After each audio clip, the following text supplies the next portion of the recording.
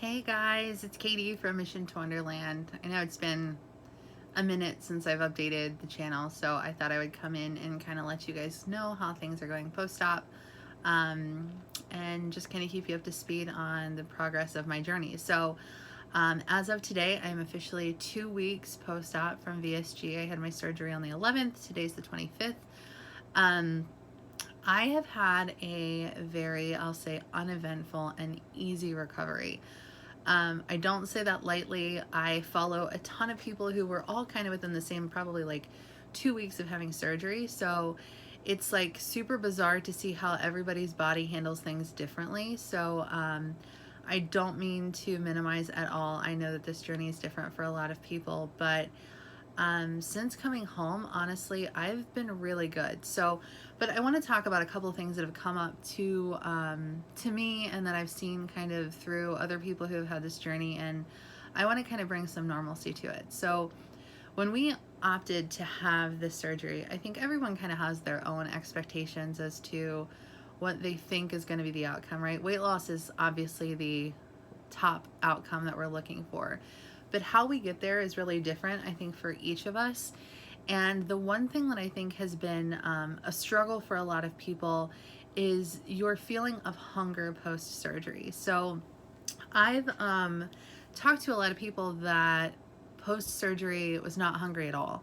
Kind of had to force themselves to get down their shakes and didn't really feel snacky or anything like that. Now, I will say I can't say I've been overly hungry, but I've not had issues eating post-surgery. And to be honest, the evening after my initial surgery, I was able to have Jell-O.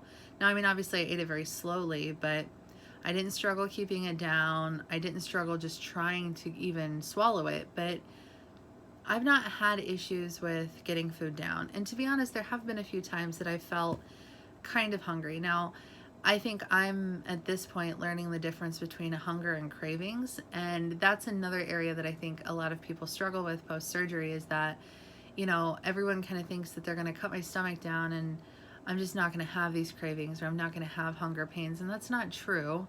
It's just, I think everybody's body kind of handles it differently. So for me, I can't say I've had a lot of hunger pains, but I've definitely still had cravings. And full disclosure, I didn't actually think that would go away.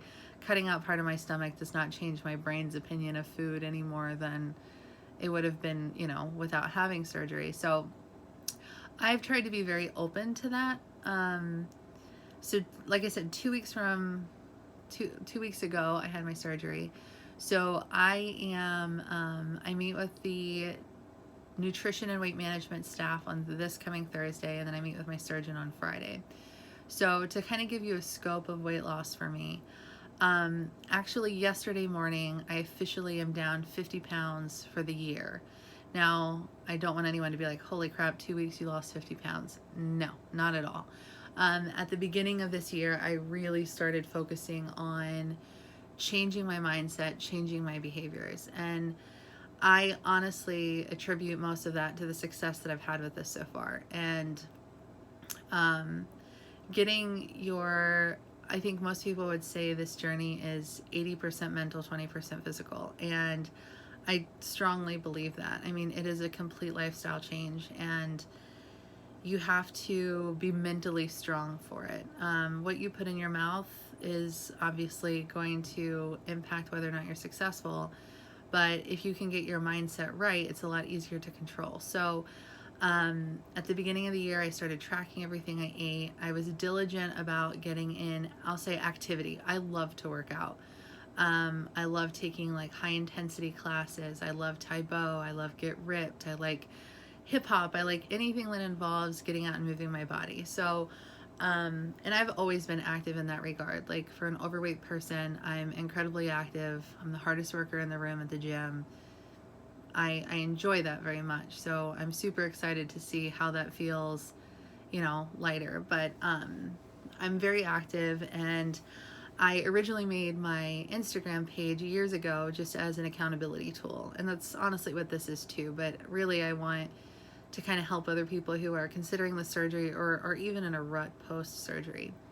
So I keep track of making sure that I get in some sort of activity every day. Now, obviously, it doesn't have to be a HIIT workout. Sometimes it's just a walk. Sometimes it's, we've gone out for the day and just making sure I get my steps in. So I do try to be diligent about just doing something to move my body. So I've been tracking that all year diligently. And it's funny when it comes to tracking what you eat. I don't use it necessarily as a, well, I can't have that, or, and I've done the all or nothing dieting before, and I think it's one of the main reasons I've never been overly successful, because that all or nothing mentality is really hard, because when you crash hard, and it's hard to pick yourself back up. Whereas if you're craving something and it's all you can think about, just eat it. Like, just eat it. And then move on from it. It doesn't have to turn into the spiraling effect of, well, I binged for 3 months. So I stopped punishing myself for wanting something that maybe wasn't in the plan. So I'm trying to have that same mentality here post-op. So my diet restrictions were 2 weeks after liquids. Now, not clear liquids, but just protein shakes is your protein source. And then for like snacks, you could have things like Greek yogurt. We could have sugar-free Jell-O, sugar-free pudding. I could have popsicles, things like that. So I was very diligent with that for my first 10 days. I didn't stray from it at all. I'll say the first 3 or 4 days weren't so bad. And to be honest, my pre-op liquid diet was easier than post-op for me. Pre-op, I think I was so excited for what was to come that I would have done whatever they asked. Post-op, after a couple of days, it was just, the shakes became hard for me to tolerate. And I think it was just like the milkiness. I wanted something hearty. But my go-to for this entire time, if I wanted something hearty, was a tomato bisque. And I think we have like one of the best places on the planet local here, and I ordered from them several times every week. So for the first 10 days, I was very diligent. The last couple, which has been today and the last 3 days, I've dabbled a little bit. Like my next phase of the diet brings in like cottage cheese, eggs, rotisserie chicken, soft foods. And I'm so pumped to get my protein from something other than shakes. But I did try a little bit of an egg. I did try some cottage cheese. And I've had no issues with food, to be completely honest, since this happened. So yeah, I'm super excited for the next phase. I'm anxious to see what the doctor says about getting back to a workout routine. I've not taken any sort of pain meds since my second day home. I've not had, honestly, any issues. The only thing I did start, like a couple every other day, I'll take a stool softener. I've not necessarily had issues going, but I'm generally a pretty regular human, and it's like been an every other day thing. And I can't say I struggle regularly, but there has been like once or twice that it's been a little bit more of a chore. So I just want to kind of eliminate that moving forward. But I'm feeling awesome. My incisions are all healed up. I'm still, like, my mind is blown for the fact that they did all that work with incisions that are like that big. But everything looks really good. I did go back to work a week post-surgery, so I've been back to work now for a week.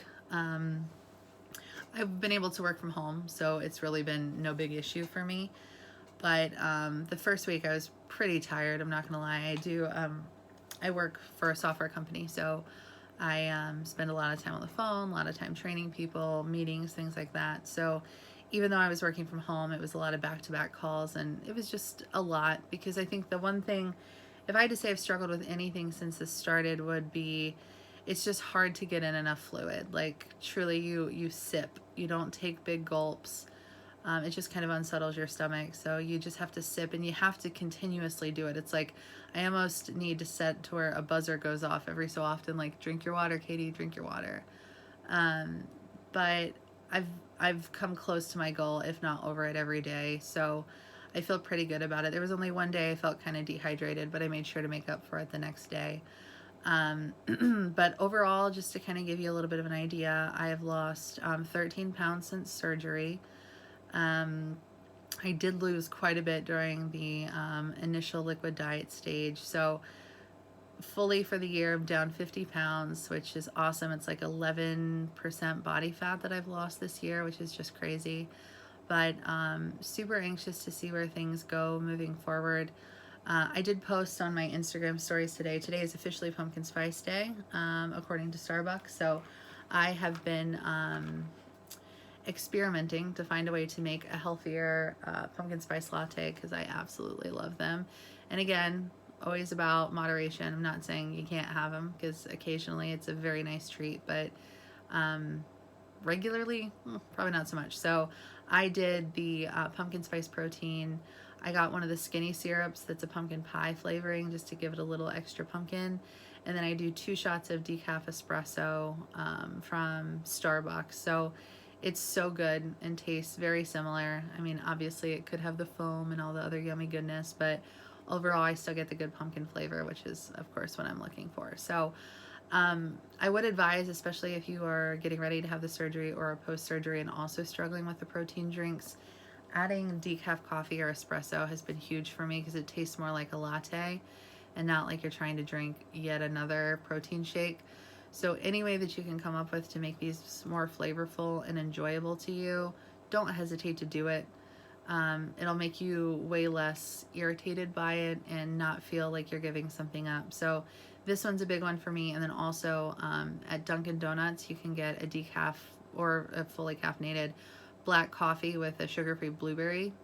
Oh my gosh, it's so good. And you can mix it with a vanilla protein and it tastes awesome. So another one. And then I also just do the regular espresso with the caramel premier protein as well. So tons of options. Find what works best for you and just don't let yourself get to where you can't stomach it. If you can't stomach it, don't force it. Find another way.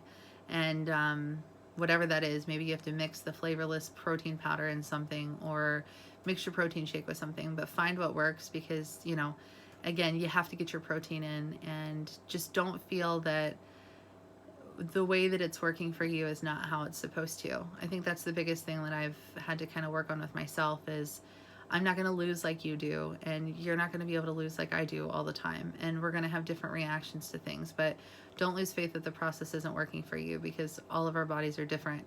Keep in mind, if we all ate the exact same thing and worked out the same way every day, we would all still look completely different. So don't lose faith in the process. There is a reason why we decided to do this, and while at the beginning you may not be feeling great or feeling like you're hungry and you're not supposed to, but if you're feeling those things, don't, just trust the process and kind of keep going. And that's kind of been my motto as I've worked through this. So thanks for tuning in for my update. 2 weeks post-op. I will probably post another update maybe this weekend after I meet with the doctors just to kind of let you know what they said.